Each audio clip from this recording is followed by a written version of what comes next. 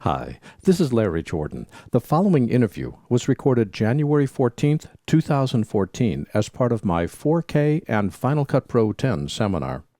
Listen as Philip Hodgetts, the president of Intelligent Assistants, explains how we can use metadata to keep track of our media. Philip Hodgetts is the president of Intelligent Assistants. He's been active in the technological community for a long period of time, acting with digital video since before it was digital, and is a go-to resource for all of us on technology. And Philip, I'm glad to have you with us today. Thank you. Metadata has got to be the most boring thing, with the possible exception of fungus ranching, that I can think of. Oh, you forget codecs. Because, codecs are much more interesting than any metadata. And let's start with a basic definition. What is metadata?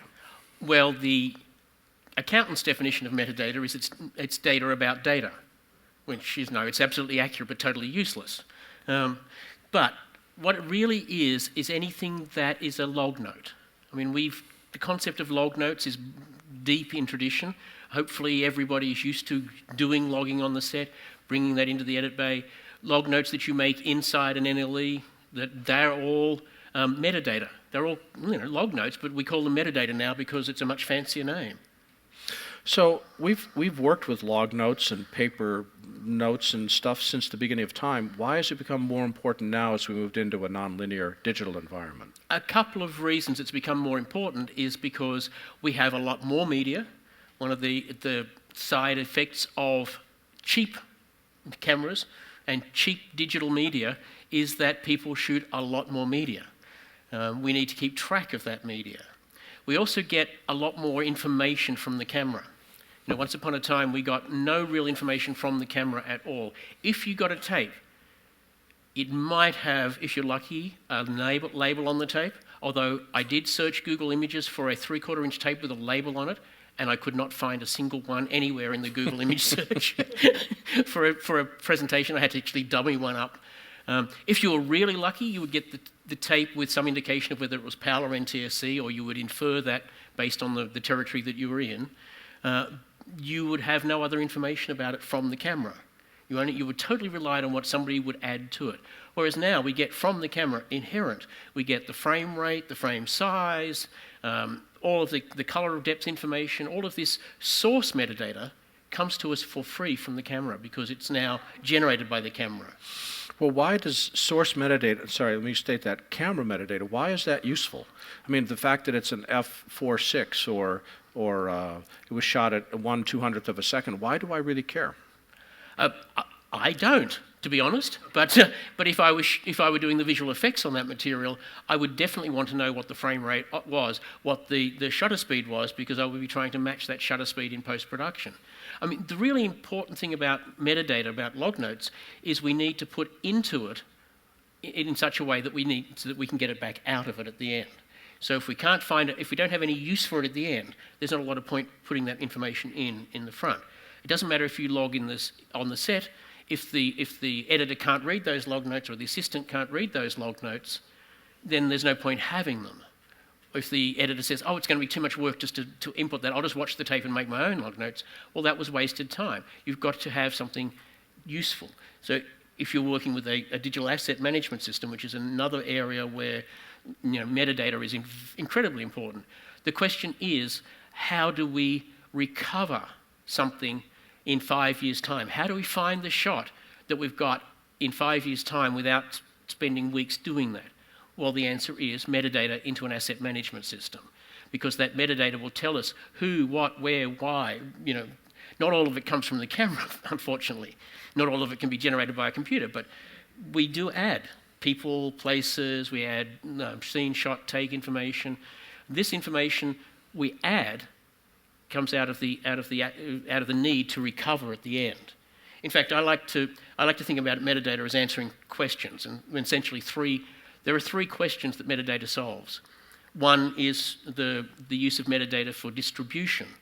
Now, if you're at the high end of the motion picture industry and television industry, you would be familiar with a thing called EIDA, E-I-D-A, and I promised myself I would remember what that stood for, and of course, right here, right now, I can't. It is a unique identifier for every film and television episode ever made. And that gives us a unique identifier, and we love unique identifiers in the metadata or asset management world because we know that anything with that identifier is associated to the same entity.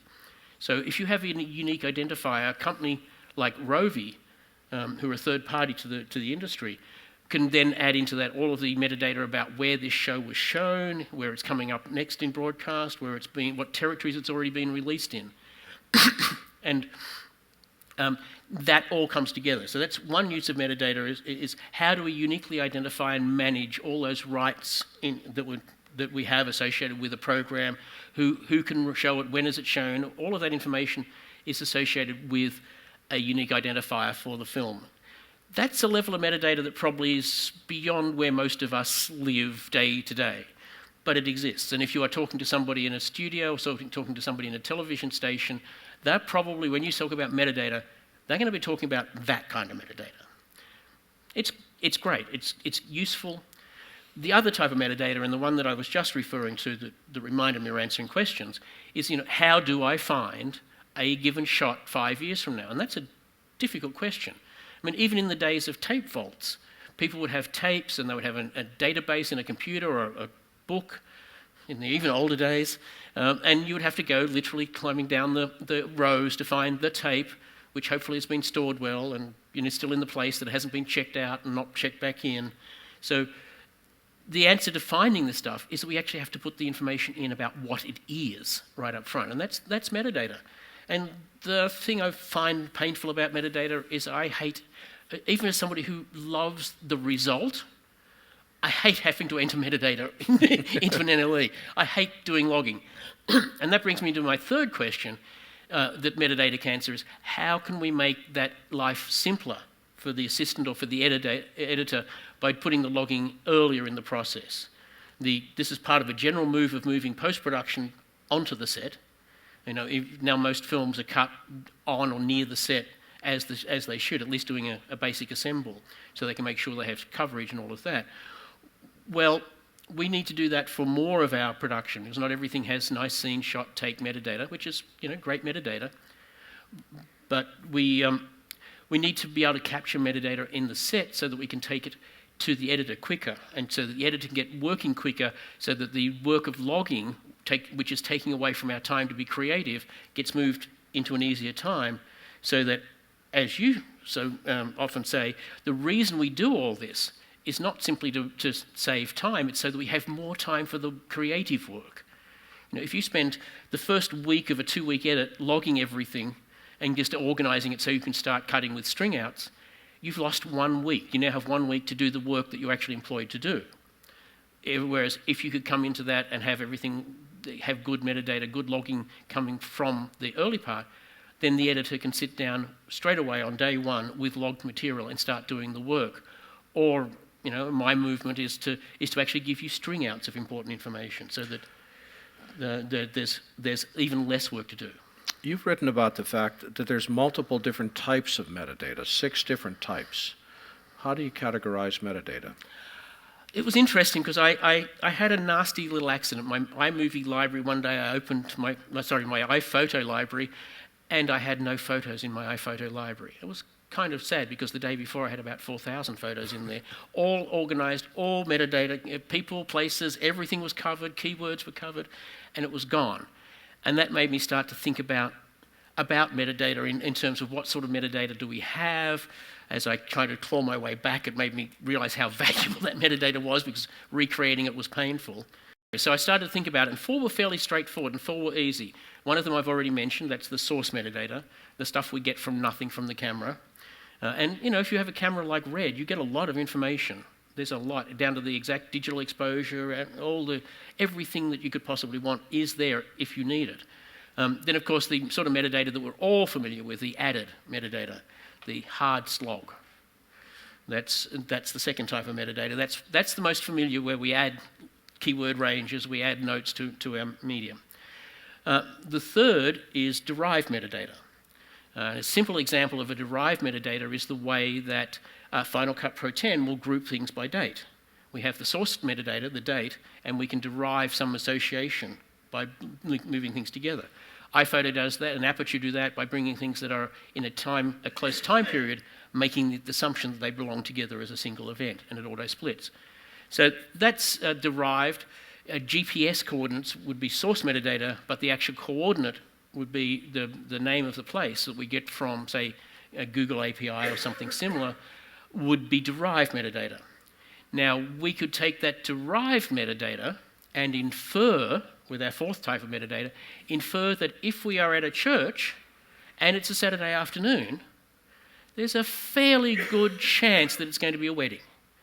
So in my world of wanting to start to make things easier for editors and give them more time to be creative, we could, in theory, use that combination of derived and inferred metadata to apply a different algorithm to the way we string out the source media as a starting point for the editor. They're fairly self-explanatory, and things like a transcript, if it was human done, would be added metadata, but if we had a computer do that transcription, it would be a derived metadata. From that derived metadata from the transcript, we could then infer keywords and then apply them to ranges. So those four are fairly straightforward. Facial recognition, again, is derived metadata. The next two are somewhat more esoteric. And the thing I see about the first four is that we're going to get a lot of computer assistance on those first four over the next 5-10 years. The next one is analytical metadata, and I was originally going to call this one visually obvious but invisible to the computer metadata, and then thought maybe a simpler name would be better. And that is where we will actually get metadata from within the image. Back to my iPhoto example, is a lot of photos have no date, time, or place associated with them as stack of photos in a proverbial shoebox. But I found that often from the content of the image, say Larry's wearing this particular shirt in this shot, and in another shot he's wearing the same shirt, and it's not the usual red shirt, we could probably infer that these were from the same place and use the information we know about this one and apply it to that one. And indeed, and likewise, you'll see a place name in one of the shots, and that will then give you a clue. So that's visually obvious metadata. And the clue for that, flip the photo over. Many, many times it's on the back of the image. Would costumes or writing what the location is also be analytical? Because you're getting that by looking at the picture? If you're getting it from the image, absolutely. That would be, if the computer is getting it from the image. If a human is doing... automatically generated by the computer. Automatically generated, yeah. Really, once we get beyond the added, anything in inferred and derived and inferred, analytic or transform, are done by computers. So this is moving into the future largely as to where we'll get the benefit from that. So the analytic is deriving the information from within the image and seeing that it has common elements with other information that you already know. The final one that I've come to so far, and some people say that there's probably more, but is transform metadata. And the easiest example for transform metadata is a colour lookup table. Anyone who works with raw images, if you look at those raw images in their raw form, they're really unattractive images. Everything from just flat and dull to completely green and biased. They don't make sense without what we call a colour lookup table, something that transforms that raw into something that's more traditionally visual. And so that's a transform. So we transform the image that we have into something else. Another example of that would be the way motion used to work before Final Cut 10 era. A motion project was actually an XML file, but it was also a QuickTime media clip, depending on how you dealt with it, and a shoe polish and a floor covering. But there was a transform happening as a QuickTime component that was taking the XML and pulling out all the media and attempting to put it together in real time into a movie that we could see. If you took an old-fashioned motion project from Motion 3 or 4, the pre-Final Cut 10 era, then you changed the motion.motn suffix to .mov, it would then open in QuickTime Player and attempt to play it back. Because that's transform metadata. In fact, a project is really transform metadata from raw clips to finished projects because there's nothing new being created. You're just transforming the clips or parts of the clips you have into something that is finished. So that's, again, a transform metadata. So that's my rainbow prism of how metadata sort of fans out into a big, somewhat theoretical picture. Well, With the exception of adding metadata, everything else assumes the computer is adding it for us. What can we do to have the computer help us to keep track of all these clips? Pray. Obviously, to keep track of clips, we want to add metadata. So we until we get a little bit further down the path of what computers can do for us, we are largely still in the world of source and added metadata. The technologies exist for derived and inferred metadata, but they're immature. You know, transcription from a machine is still not an exact science. Facial recognition, as opposed to simply detecting that a face is in an image, whose face is an image, it's somewhat more complex. And so the technologies are getting there, the technologies are there. Right now, the only way we can really make this easier is to make it earlier in the process and to make it as easy as possible.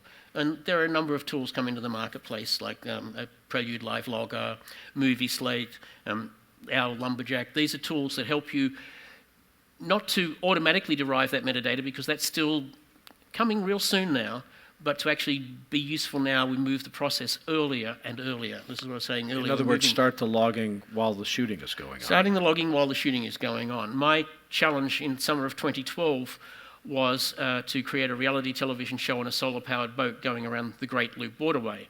It would have been a fabulous adventure. My decision was to work in Final Cut 10 and to edit it as we went, because coming back with 6 months of material and then starting from over that and remembering what you did 6 months ago, to me, did not seem like a great idea. However, I worked. It will be travelling and shooting during the day, leaving my evenings for editing, and then the option, for logging, and then the option of sleeping or editing in the rest of the day. Needless to say, that wasn't a particularly attractive option for me. So I thought, well, what else can we do? And I realised that the only thing we can really do to make that easier is to move the logging happening while we're shooting. And that was the solution that I ended up generating. Well, let's shift gears into Final Cut 10. Yes. How does Final Cut 10 work with metadata? How can we enter metadata using Final Cut 10? And what are the limitations of metadata with Final Cut 10? You know, I've been talking or singing the metadata song for a very long time. It goes back in my history, and I'm not even sure when I started talking about it. But Apple really joined in with a very rousing chorus of the metadata song when they brought out Final Cut Pro 10. Not only is all the metadata that is available from the camera presented inside Final Cut Pro 10, some of it in the metadata panels that I think of mentally as being on the right-hand side of the application, as opposed to my list view on the left-hand side of the application. It brings in through there every type of metadata. You can look at your XIF metadata, your ITPC metadata. If any of this metadata exists in the file, all of your red metadata is present there. You can create collections of that metadata. You can view it. But you can't search that metadata. What's the advantage of having metadata in Final Cut if we can't search on the metadata? I think you and I have probably made that point to certain people, and I do believe that they have heard that point. But does that mean that we should not use metadata? No. The nice thing about metadata, it is never wasted. You know, metadata that you enter on the set that transforms to your NLE will automatically go into your asset management system, for example. So all metadata is good. We can also add metadata in Final Cut 10. This is the keyword ranges in particular, are added metadata. And these are very brilliant. Having tried to fit these concepts back into Final Cut 7 and Premiere, I realised just how smart keyword collections are, because they fill the role of logging but also of subclipping. Talk about keyword ranges. Keyword ranges I just love, because unlike most logging, they let me put a log note across part of a clip. You know, when we log something classically, we put scene shot take to one clip, or we put metadata on the shot. We don't have this ability to put metadata that comes and goes, that's only there for part of the clip. And this is really important as recording has become cheaper, takes have become longer. No longer necessarily do we stop the camera between every take. The camera might keep rolling, and then the actor will just simply roll into a second take and a third take, and you know, the cameraman might go like 2, 3 in front of the camera. If somebody's logging that with a range, a keyword range, they could log it in the field as take 1, take 2, take 3, and have these ranges within a clip. Or we do that inside Final Cut 10, and we add the ranges within a clip. And the nice thing is that they can be anything. You're not limited to any particular set of keywords. One of the things I found in Final Cut 7 is that most of the types of metadata we could add was very much locked in by Apple. We had 4 keywords that we could actually customize, and only 4.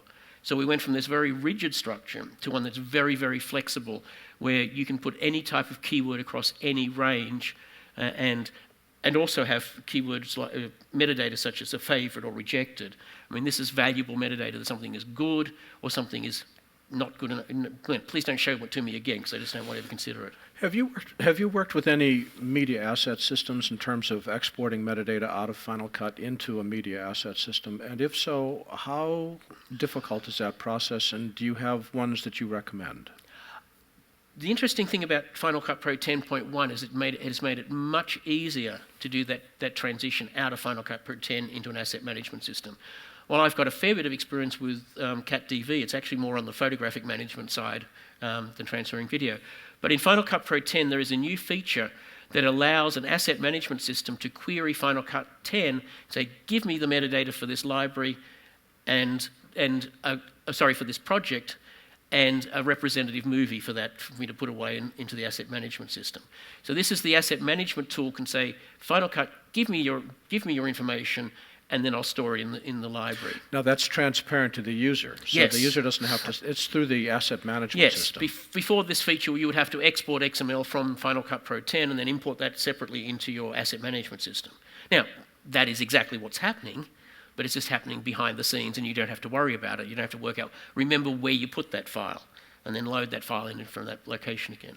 There's 3 asset management systems that I've heard of that I have not yet tested, but one is CatDV, which has been around for forever. Yep. Another that Apple recommends to me is Contemo, that's Cantemo, is an asset management. And the third one is a new one called Axel, Axel. And those 3 are all designed to work in varying forms with Final Cut, although probably the tightest integrated is going to be Contemo. I share that with you for those of you that are interested in checking into something. Like I said, I have not yet worked with them myself, but I recommend that you take a look and see if they fit with your needs. Where's metadata going to take us in the next year? What are we going to see? Are you going to actually write software that's going to make my life easier? We have been we have been testing a system called Lumberjack system. Lumberjack is a real-time, on-location muscular logging system. It's called Lumberjack because a lumberjack is a logger. Oh, that's terrible. Oh. But now you will never forget. A lumberjack is okay. All right, keep going. No, it's better than okay. This is better than okay. So with a simple interface, and it really, I did my first mock-ups of this, had beautiful graphics and lovely photos and everything, very, very visual. And then my partner Greg, who writes the software, said, "Yeah, you're not getting that." And what we have is a very simple interface that runs in a browser, so it runs in any internet-connected device. I mean, iPad, computer, Android device, even a phone if your fingers are terribly small. And you just simply click checkboxes on and off as the event happens. It doesn't matter what the cameras are doing, 1, 2, 5, 10, doesn't matter really what they're doing. If they're all focused on the same action, then you can log that action, who's on camera, what are they doing, with simple checkboxes. Something changes during the shoot, you can add a new keyword. And the magic of what we're doing with Lumberjack system is that we take those ranges that we've created in the day during the shoot, and we transform them against the media through an application called Lumberyard, which is where logs get processed. And well, we're working on the theme. Once you go down a path, you've got to keep rolling that way. Marketing. We need to talk to you about marketing. Hey, come on. You go Lumberjack FCP, after just 1 year, you go into Google Lumberjack FCP, and that's the top 3 hits are my Lumberjack. And after all of the years that Lumberjack has been around, I think that's fairly good marketing. That is very cool marketing. Yeah. Can Lumberjack be used after the fact? Can I use it for logging an existing clip? The problem with using it for logging an existing clip is that there is no real close correlation between the logging and the clip. What we're using to tie the two together is time of day, because all digital media is encoded with a time of day timestamp when it was shot. And we have time of day every day, and that's what we're recording, the ranges of time of day. So we take those two things, and truthfully, it was Adobe who inspired me towards that, because back in their on-location tool, they could actually associate a clip with its metadata, its scene shot take metadata, via time of day. So this was a revolutionary idea in my mind. Suddenly it's like, oh, time code and all of that cabling and the locket boxes and everything that we've otherwise got to do, don't have to do any of that. Because we don't need to be millisecond accurate for logging. A second either way, a couple of seconds either way, for logging purposes, that's perfectly accurate enough.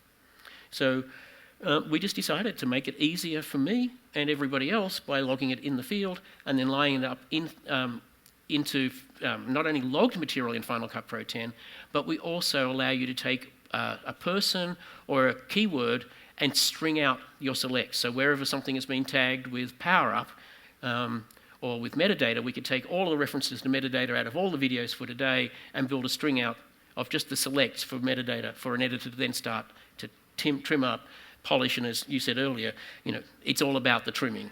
From pretty much everything, once you've got that string out down to a finished product, is about trimming, eliminating, cleaning, but trimming. I made the decision not to open the floor for questions because Philip's going to be here all day, and what I would recommend instead is that you spend time chatting with him at this event and get your specific questions answered. Philip, for people that want more information, where can they go on the web? For our software tools that integrate Final Cut Pro 10 into sort of more specialized high-end workflows, you can go to intelligentassistance.com, and for Lumberjack, lumberjacksystem.com. Lumberjack System, all one word, lumberjacksystem.com. Philip Hodgetts is the president of Intelligent Assistance. Philip, thanks for joining us today. Thank you. This conversation was recorded at my 4K and Final Cut Pro 10 seminar. For more information, visit larryjordan.biz. And thanks.